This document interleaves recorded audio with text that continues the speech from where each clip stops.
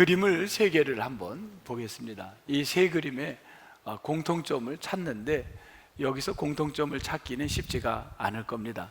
그러니까 여러분 머리를 쓰지 마시고 그냥 되면 됩니다. 이거 맞힐 사람은 한 명도 없을 거예요.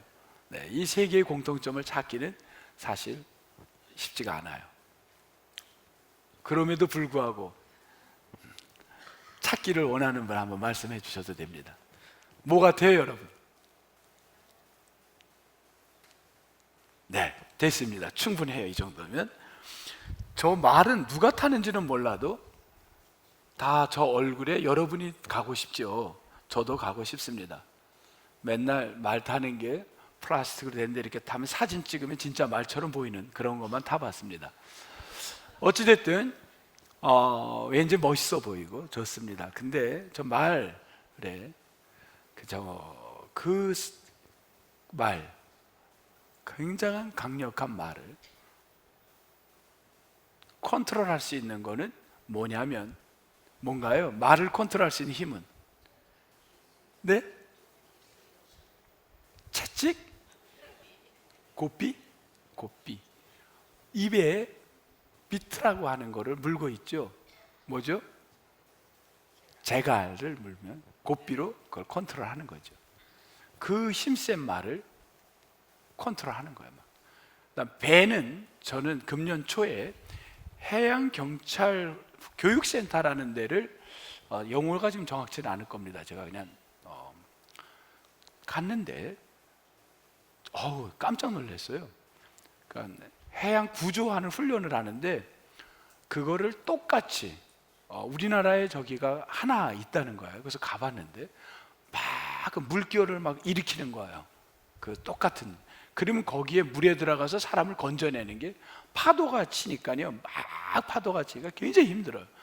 이 수영을 해서 가기가 힘들어요.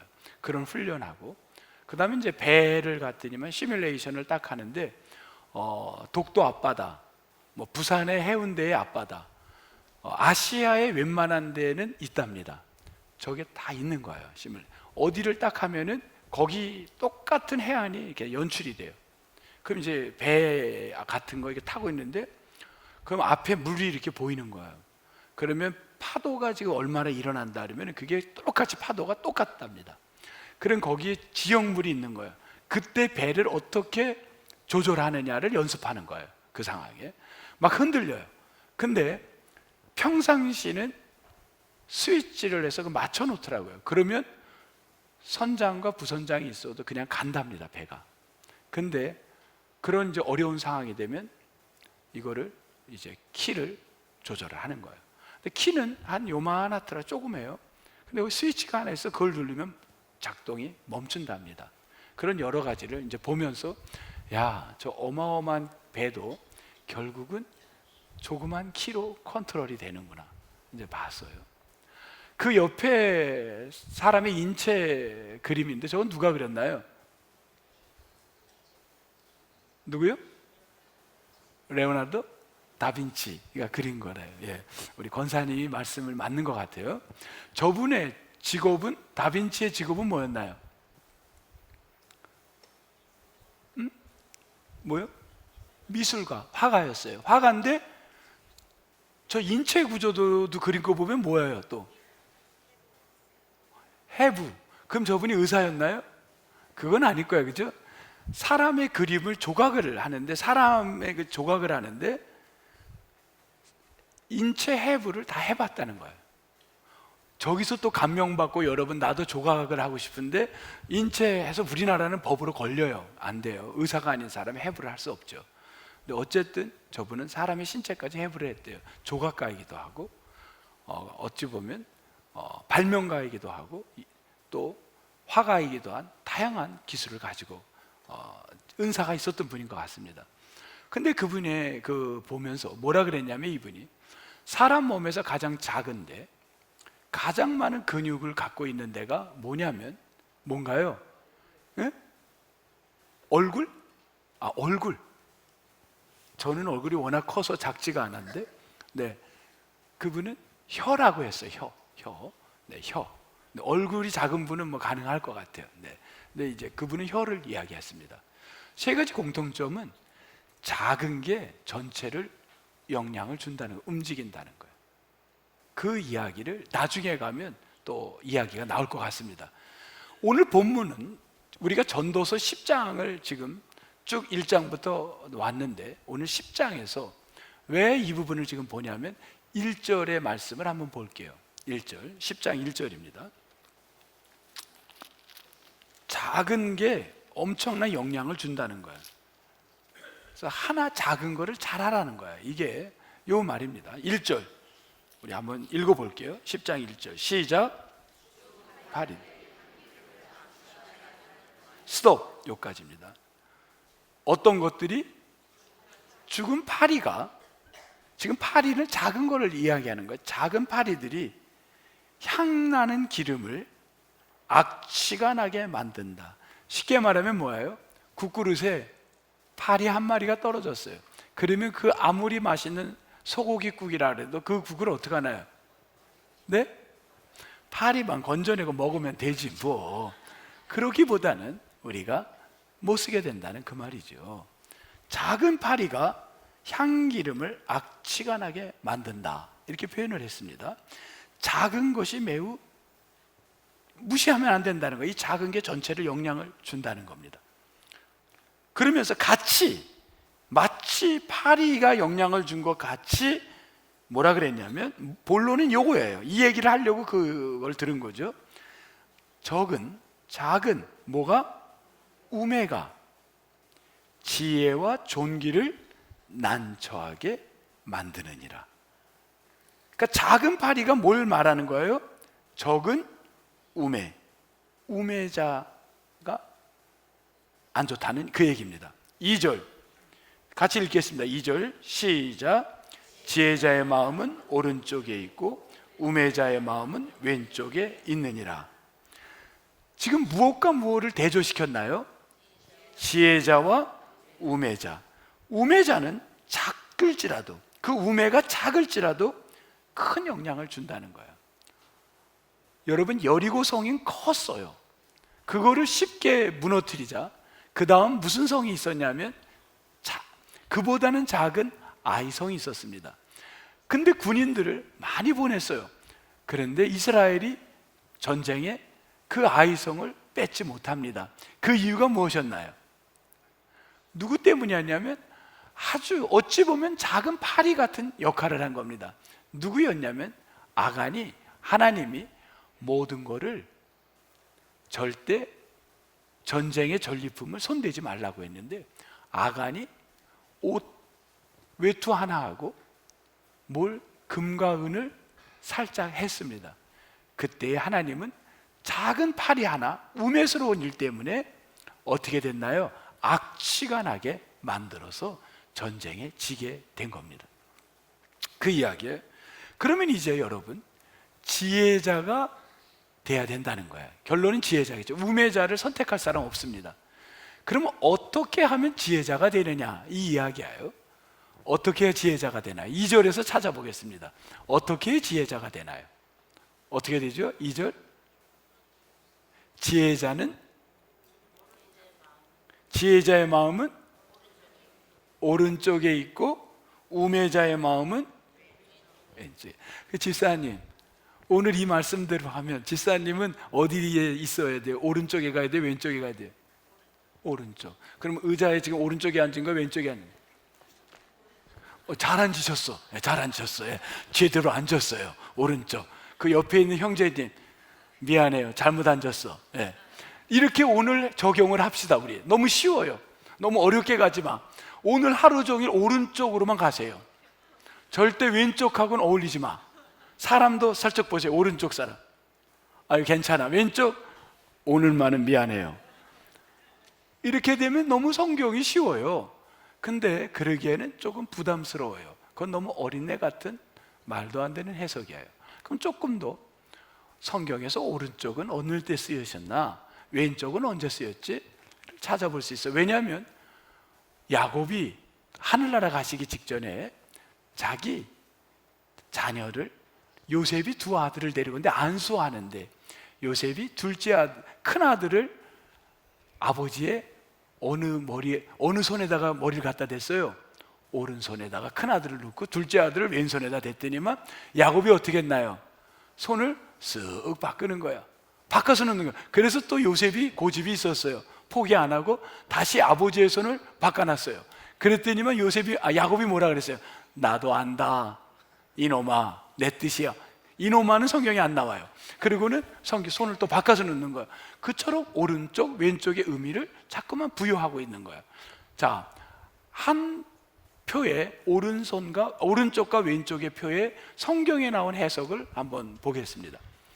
이렇게 나와요. 오른표는 성공과 오름과 강함, 왼표는 그릇됨과 잘못됨과 실패와 약함. 이렇게 정리를 했습니다. 성경에 나온 단어들을.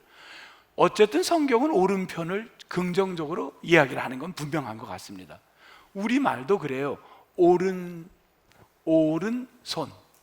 뭐 이러지 않습니까? 옳은 길, 바른 길, 그다음 오른쪽에 이야기가 많아요. 그런데 이것만 갖고는 우리가 해석을 하는 데는 왠지 너무 추상적이에요. 너무 여기 현대인들에게는 너무 이렇게 그대로 다가오기에는 쉽지가 않아요. 그래서 좀 더 다른 걸 찾아봤어요. 지혜자와 우매자의 길을 가야 되는데 지혜자의 길을 어떻게 가야 되나 좀 찾아봤더니만 이 이야기를 누가 하셨냐면요, 이 얘기를 예수님이 하신 거예요. 이건 예수님이 하면 뭐 더 이상 얘기할 필요가 없는 거야. 그래서 예수님의 이야기를 지혜자와 우매자의 이야기를 예수님이 정리를 하셨어요. 한번 찾아보겠습니다. 마태복음 7장에서 찾겠습니다. 마태복음 7장. 여러분 다 같이 성경을 보겠습니다.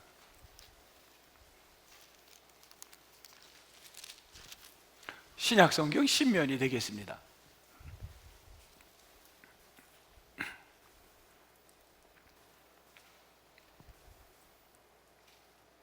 24절 보겠습니다. 이런 같이 읽을까요? 우리 사실 성경 집에서 읽습니까? 죄송해요. 한번 요거 여쭤볼게요. 집에서 성경 한 절이라도 일주일 동안 한 절이라도 성경책을 펴서 읽어본 사람만 오른발을 드세요. 오른발. 집에서 솔직하게. 손까지는 안 드셔도 돼요. 우리 권사님들 알았습니다. 네. 잘 안 읽게 되죠. 그래서 읽어야 돼요. 교회에서. 24절 시작. 그러므로 누구든지 나의 이 말을 듣고 행하는 자는 그 집을 반석에 지은 지혜로운 사람 같으리니. 스톱. 여기 지혜자예요, 우매자예요? 지혜자예요. 지혜자는 어떤 사람이에요? 내 말을 듣는 자예요. 듣고 누구의 말을? 예수님의 말씀을 듣는 자예요. 그리고 듣기만 하는 게 아니라 행하는 자가 어떤 사람이에요? 지혜자인 거예요. 오른쪽은 이런 사람이었구나. 어떤 사람이에요? 주님의 말씀을 듣고 행하는 자다. 그게 어떤 사람이다? 오른쪽의 사람, 지혜자다. 이겁니다. 이해가 됐죠? 그러면 그런 사람은 비가 내리고 창수가 나고 바람이 불어 그 집에 부딪혀도 무너지지 아니한다. 이렇게 얘기했습니다. 26절 같이 읽겠습니다. 26절은 시작. 나의 이 말을 듣고 행하지 아니하는 자는 그 집을 모래 위에 지은 어리석은 사람 같으리니. 자, 어리석은 사람은 어떤 사람입니까? 우매자예요. 어리석을 우매자입니다. 이 우매자는 어떤 사람이에요? 내 말을 듣고 행하지 않는 자예요. 왼쪽의 사람이에요. 이해가 됐나요? 정리합시다. 여러분, 지혜로운 자는, 우매자는 no, 지혜자 yes. 지혜자는 어떤 사람? 말씀 듣고 행하는 사람. 다 여러분 이해했습니다. 지혜하면 누가 떠오릅니까? 솔로몬. 이 전도서 오늘 본문은 90%가 신학자들이 90%가 성경을 많이 공부하신 분들의 말씀이 누구의 글이라고 합니까? 솔로몬이라고 합니다. 그러나 솔로몬 이렇게 결론은 못 내렸어요. 90%가 솔로몬일 거다 이렇게 가설을 했습니다. 솔로몬이 왕이 되자마자요 너무 기뻐서, 여러분이 직장을 딱 가면요 너무 기뻐서 하나님께 어떤 분은 예배드리고 또 첫 월급을 하나님께 드리는 젊은이들도 봤어요. 대단한 사람들이 많아요. 근데 솔로몬은 어떻게 했냐면요, 다 왕이 되자마자 1,000마리의 짐승으로 제사를 드렸어요. 예배를 드렸어요. 그랬더니만 하나님이 어디에 나타났어요? 언제 나타났어요? 꿈에 나타난 거예요. 여러분, 이런 꿈을 꿨으면 좋겠어. 저처럼 물고기 꿈을 꾸지 마시고 이런 꿈을 꾸시기 바랍니다. 어떤 꿈이냐면, 들어보세요. 내가 네게 무엇을 줄꼬? 그리고 묻는 겁니다. 그랬더니만 여러분, 이런 하나님의 꿈에 나타나기를 축복합니다. 네. 내가 네게 무엇을 줄꼬? 그렇게 물었더니만 솔로몬이 뭐라고 하냐면, 뭐라 그랬죠? 뭘 달라 그랬어요? 지혜를 달라, 이렇게 얘기했나요? 응, 아니라고 하신 분이 있어요. 누가 그러셨나요? 지금 아니라고. 우리 여기 권사님이 아주 똑똑거립니다. 네. 열왕기상 3장 우리 한번 보겠습니다. 열왕기상 3장. 열왕기상 3장 514면이 되겠습니다. 514면. 여러분 조금 같이 찾아보세요. 말씀 속에서 또 주는 게 있어요. 여러분 보실 때 열왕기상 3장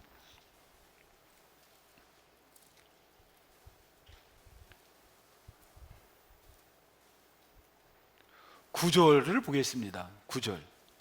뭘 달라 그랬나요? 듣는 마음. 우리 같이 한 목소리로 하겠습니다. 시작. 듣는 마음. 지혜를 달라고 한 게 아니라 듣는 마음을 달라 그랬어요. 그랬더니만 하나님이 그 듣는 마음을 모르는 11절 보세요. 11절에 제가 읽을게요. 여러분 같이 읽으세요. 11절 시작. 이에 하나님이 그에게 이르시되 내가 이것을 구하도다. 자기를 위하여 장수하기를 구하지 아니하며 부도 구하지 아니하며 자기 원수의 생명을 멸하기도 구하지 아니하고 오직 송사를 듣고 분별하는 지혜를 구하였으니. 하나님은 듣는 마음을 뭐라고 해석을 한 거예요? 지혜로 한 거예요. 하나님이 지혜라고 하신 거예요. 우리는 듣는 마음, 솔로몬은 듣는 마음, 하나님이 지혜. 근데 그 지혜가 어떤 지혜냐면 조금 구체적으로 했습니다. 12절. 내가 내 말대로 하여 내게 어떻고 지혜롭고 총명한 마음을 주노니 앞으로 너와 같은 자가 없을 거다, 이런 걸 말씀한 겁니다. 그러면 듣는 마음, 이 듣는 마음은 어떤 마음인가요?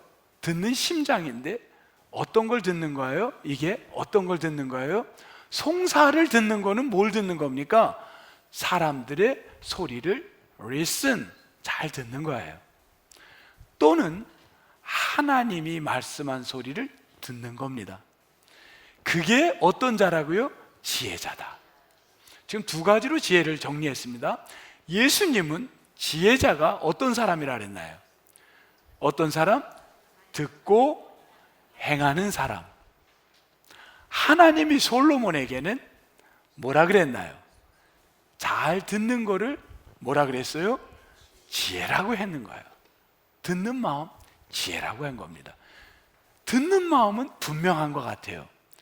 하나님의 소리를 듣고 사람의 소리를 잘 듣는 게 듣는 마음입니다. 이게 지혜자예요. 여러분 여쭤볼게요. 지혜자가 이번 한 주 동안 지혜자가 되기를 원하십니까? 아멘. 정말 원합니다. 2주 동안 왜 안 했냐고요? 너무 길어 잊어버릴 것 같아요. 그래서 일주일 잡았습니다. 여러분 지혜자가 되기를 바랍니다.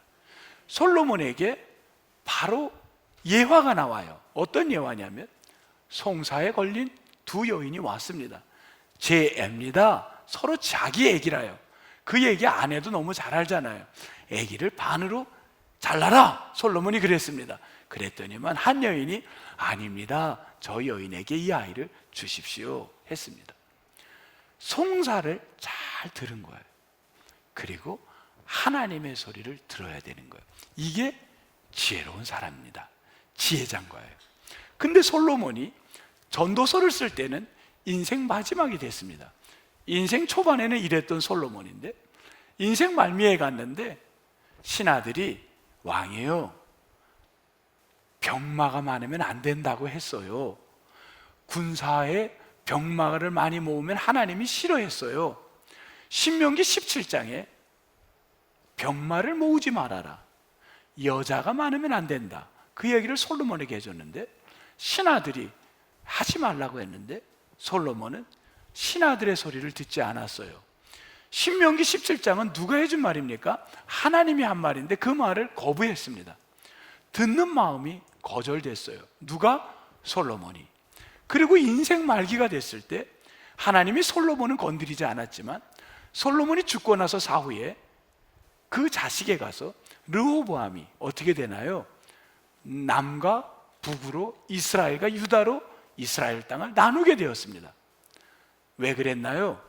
듣는 마음을 잃었을 때, 하나님의 소리와 사람의 소리를 포기했을 때 그는 지혜자가 아니라 어떤 자가 됐나요? 우매자가 된 겁니다. 우매자는 나누어지는 거예요. 여러분, 지혜자가 되기를 다시 한번 주님의 이름으로 축복합니다. 지혜자가 되자는 거예요. 그러면 지혜자의 대표적인 거가 뭘로 알 수 있냐면 잘 몰라요. 표면상으로는 몰라요. 모르겠어요. 우리 똑똑 우리 권사님은 딱 보면 지혜자인지 알까요? 잘 모르죠. 저도 잘 못 봐요. 근데 성경에 전도서에 지혜자의 알 수 있는 방법이 있다는 거예요. 그게 뭐냐면 언어로 알 수 있대요. 그 사람이 말을 들으면 알 수 있대요. 말을 들으면 이게 지혜자인지 이게 우매자인지 알 수 있다고 전도서에 솔로몬은 이야기를 했어요. 그걸 오늘 저는 긴 10장 중에 그 3절만 본문으로 딱 잡은 겁니다. 그게 12절부터 이야기입니다. 한번 볼까요? 12절.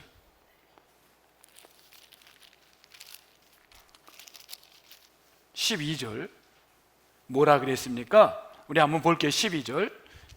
지혜자의 입의 말들은, 거기까지만 하겠습니다. 어떤 말을 한다고요? 은혜롭대요. 은혜롭대요.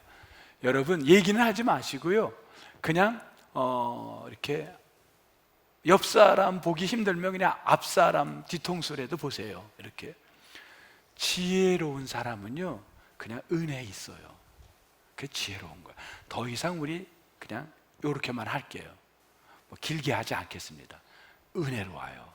그분의 말이 은혜로워요. 뭐 말투가 사투리를 쓰고 중요하지 않아요. 유식한 말을 쓰고 뭐 조금 덜 유식한 말을 쓰는 게 중요하지 않아요. 뭐 외국어를 많이 쓰고 덜 외국어를 쓰는 게 중요하지 않아요. 은혜롭대요. 연세가 많은 우리 집에, 여러분 집안에 할머니 할아버지들, 학교 초등학교도 못 나오신 분들이 있어요. 우리 집안에도 계셨어요. 돌아가셨지만요. 그런데 그냥 은혜로운 거예요. 그게 지혜롭다는 거예요. 여러분 아멘입니까? 아멘. 그럼 그 다음 반대가 나오겠죠. 나 이랬으니까 그 다음 시작. 우매자의 입술들은 어떻다고요? 삼킨대요. 이건 뭐예요? 망가뜨린다는 거예요. 인생을 망가뜨리는 거예요. 마치 파리떼가 들어가서 어떻게 됐어요?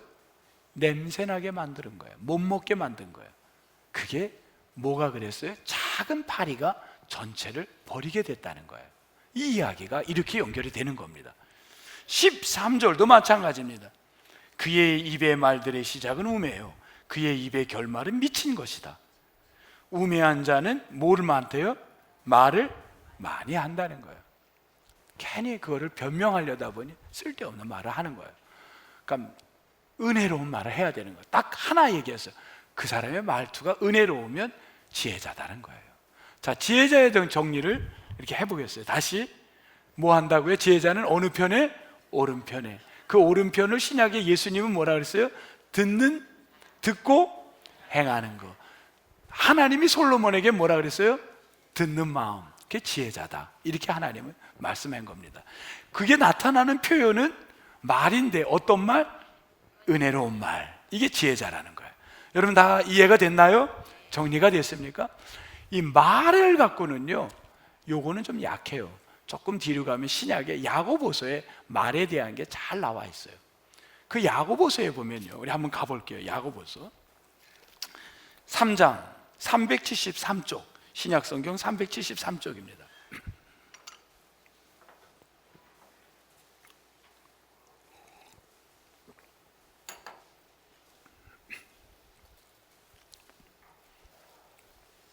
(373쪽) 신약성경 야고보서 3장 1절. 제가 단어만 이렇게 정리시킬게요. 선생이 되지 말라. 이거 굉장히 불편한 얘기예요. 선생이 되지 말라. 왜냐하면 당시에 이유가 있는 거예요.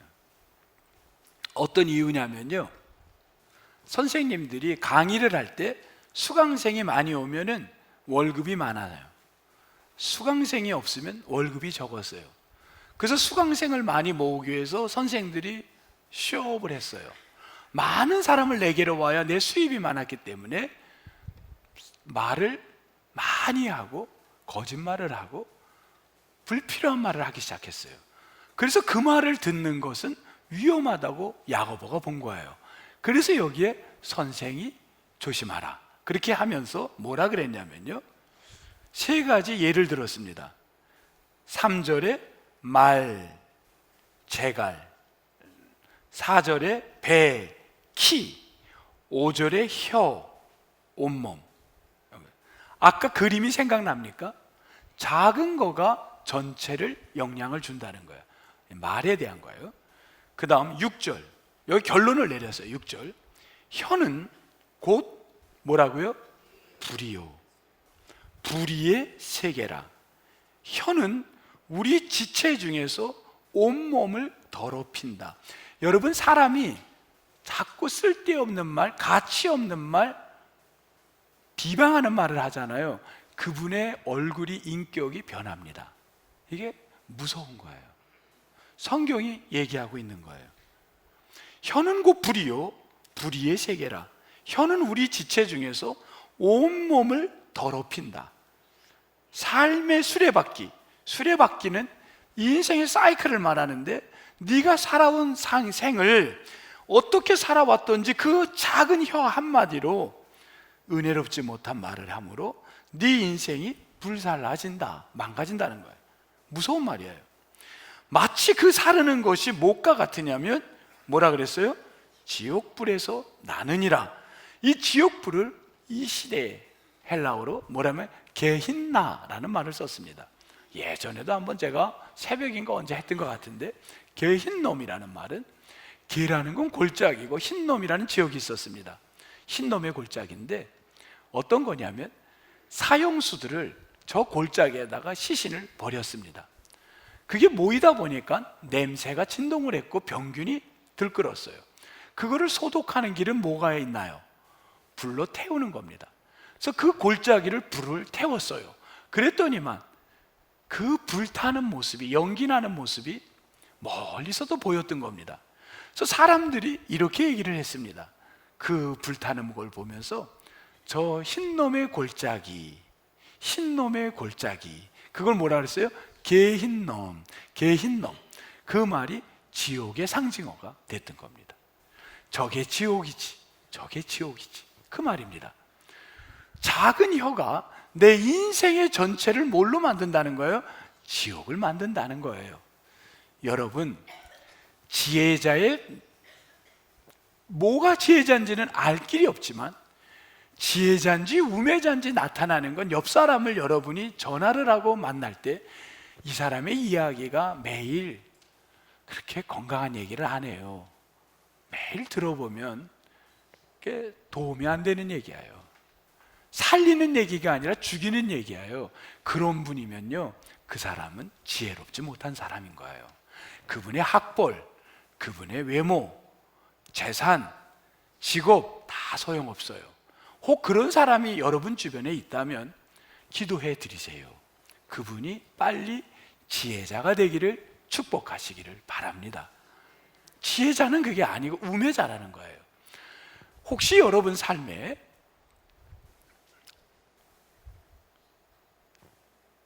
요 아이브 걸그룹을 아는 분들이 있었나요? 한번 보세요. 저는 정직하게 몰랐습니다. 혹시 여러분들은 아나요? 아는 분, 우리 젊은 분들은 아나요? 혹시 아는 분만 한번, 아까 왼발 안 들어봤으니까 왼발을 드세요. 그러면 저기서 장원영이라는 자매를 아나요? 장원영 어디 있죠? 저는 몰라요. 아직도 못 찾았어요. 장원영이 누군지. 어디에 있는 사람입니까? 네? 앞줄이에요? 뒷줄이에요? 뒷줄? 뭐 더 이상 안 묻겠습니다. 그게 중요하지 않아요. 네, 어쨌든 장원영이라는 사람이 저 안에 있다고 들었어요. 저는 저거를 왜 했냐면 작년인가 저것 때문에 지금 가지고 온 거예요.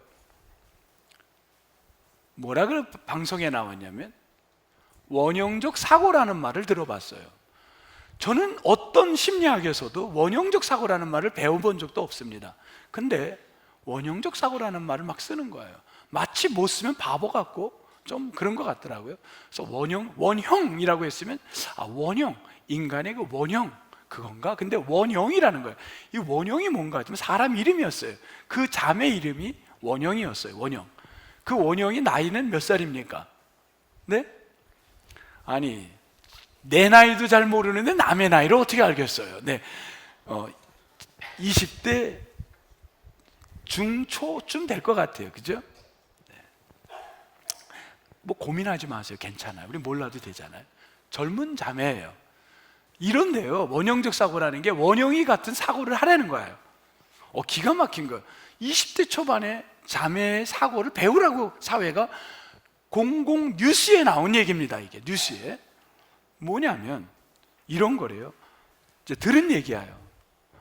빵을 사려고 기다리는데 줄을 세워서 이게 줄표를 갖고 있는데 다 기다리는 거. 빵 이제 다 바쁘잖아요. 그런데 30분을 기다렸는데 그 줄이 딱 내 앞에서 끊어진 거예요. 그러면 그 다음부터 30분이 있어야 빵을 먹는데요. 그러면 장로님한테 쭉 빵을 나눠주는데 장로님 앞에서 딱 끊어서 30분 더 기다려야 돼. 종업원이 그런 거예요. 죄송합니다 선생님 30분 또 기다려야 됩니다. 그러면 어떻게 할 거예요? 여기서 딱 끊어. 예? 가버려 그냥. 예? 또 다른 분 예? 기다려요? 네, 예. 네, 감사합니다. 저희 영업소에 찾아와 주셔서 고맙습니다. 뭐 기다리든지 가든지 할 텐데 우리 장로님은 그냥 확 그냥 간다 이러면 좋을 텐데 확씩 가버려. 이게 조금 그게 조금 좀 겁나요 지금. 네. 그냥 가세요 조용히. 네. 근데 저 같으면 불편할 거예요. 얼굴이 달라지고 아니 왜 내 앞에서 끊었지? 그러니까 저는 그런 사람일 뿐인 거예요. 그냥 범인 보통 사람인 거예요. 근데 저 나이 어린 저 자매님은 이렇게 얘기를 한대요. 제가 혹시 틀리면 고쳐주세요. 와우, 따뜻한 빵을 먹게 생겼네? 그런다는 거야.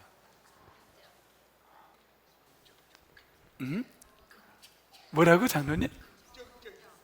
긍정을 떠나 초월적 긍정이래요. 이 아나운서 얘기는. 그리고 이분이 악플이 많대. 악플이. 그러면 괜찮냐고, 아나운서에서 그럴 때 악플이 많아서 괜찮냐고. 너무 힘들죠. 여러분 그 악플 누가 이렇게 나한테 카톡에다가 아주 막 이상한 거 그런 거 받아 얼마나 괴롭겠어요. 근데 이렇게 얘기를 한대요. 난 옛날에는 악플을 받아본 적이 없는데 내가 요즘 악플을 받는 거 보니 인기가 많은가 보다. 그런다는 거예요. 여러분 어때요? 응? 듣기 좋아요, 나빠요? 좋아요. 그러니까 20대 초반의 젊은 분의 이름을 따서 원형, 저 이름이 원형인가? 원형적 사고를 해라. 이렇게 방송에서 나온 거예요. 전 박수를 보내겠습니다. 이 자매의 저 모습. 아니, 왜 칠 게 아니라 그냥 제 개인이 치지 마십시오. 네. 그러나 이것과는 비교도 안 되는 우리 하나님께서, 우리 예수님께서 구약과 신약을 통틀어서 우리에게 지혜자는 어떤 말을 하는지 듣는 마음, 심장을 갖는데 예수 그리스도의 말씀을 듣고 행하는 거요. 그것은 어떤 거요? 은혜로운 말을 하는 사람이다. 이게 초월적, 초월적인 이 사고다. 이 이야기를 수없이 했지만 우리는 듣지 못한 겁니다. 여러분이 사고가 듣는 여러분이 지혜자가 되려면 이 자매의 그 이상의 복음의 말씀은 우리에게 있는 거예요. 이 말씀을 갖고 가는 곳마다 살리는 역사가 일어나기를 축복합니다. 제가 이번 주에 있었던 일을 나누고 싶습니다. 어떤 거였냐면, 목사님, 지난주 말이었어요. 남편을 위해서 뭐죠? 그거 있잖아요, 목사님. 근데 그분 말을 제가 이렇게 한 거예요.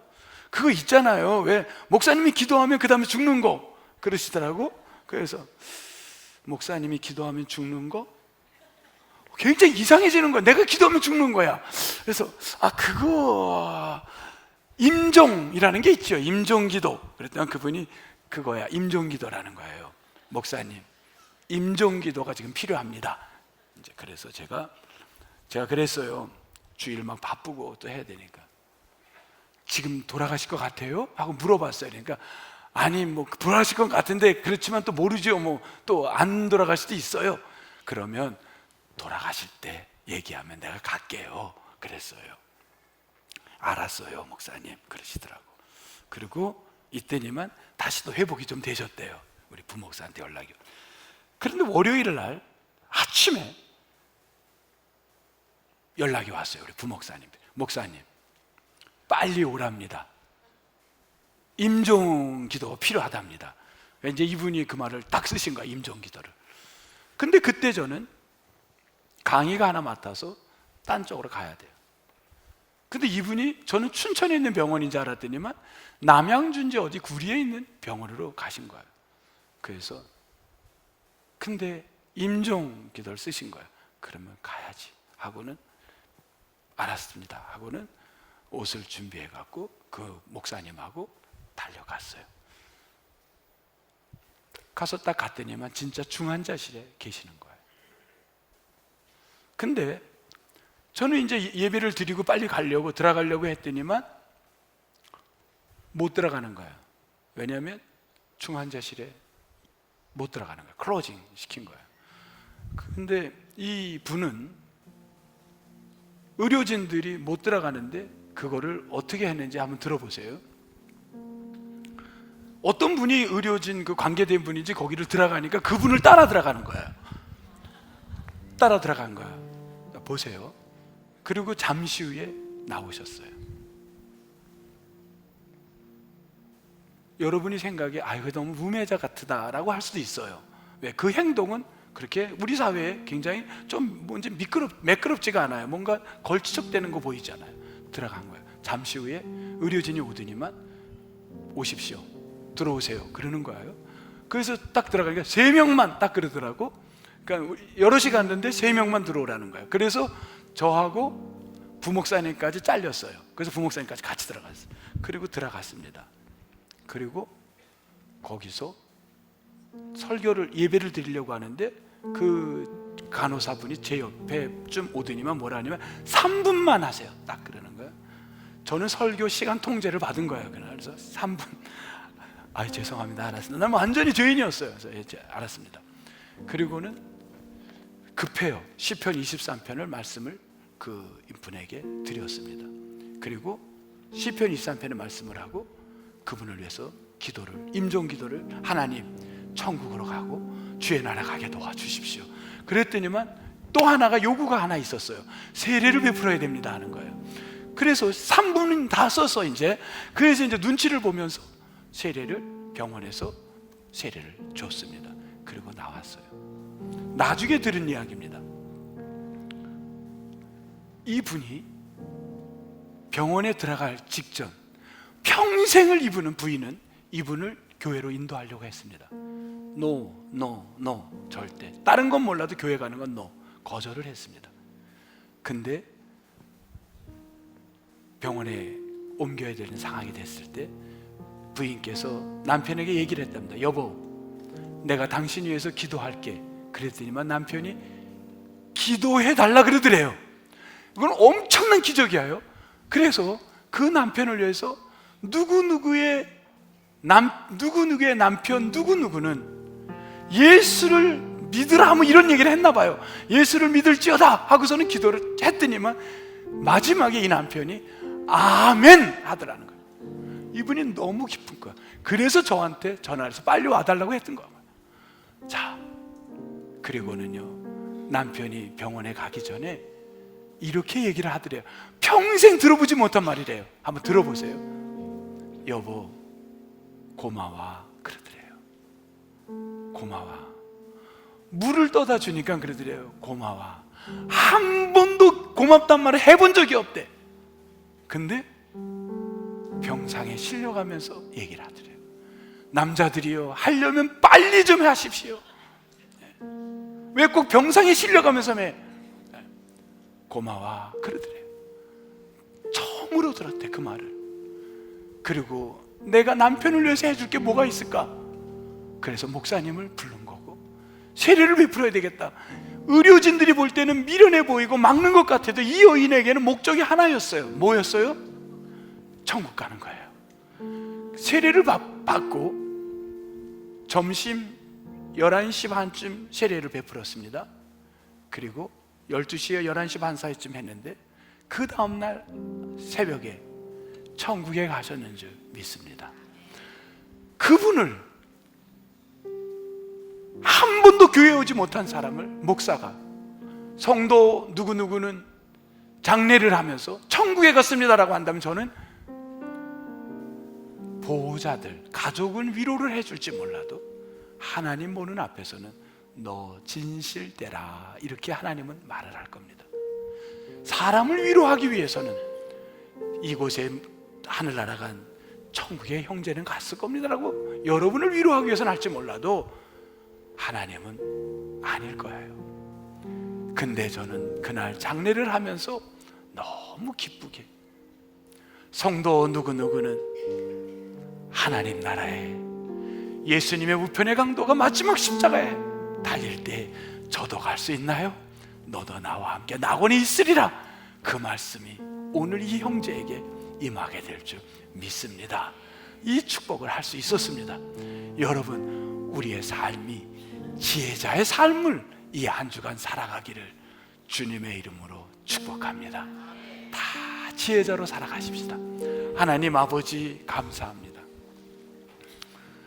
우매자의 삶을 배워가지 말고 지혜자의 삶, 은혜로운 말 듣고 행하는 말, 험담하고 비난하는 말이 아니라 축복하고 격려하고 살리는 말, 가장 궁극적 예수 그리스도를 소개하는 말, 주께로 인도하는 말 우리가 하게 도와주옵소서. 감사하옵고 예수님 이름으로 기도하옵나이다. 아멘.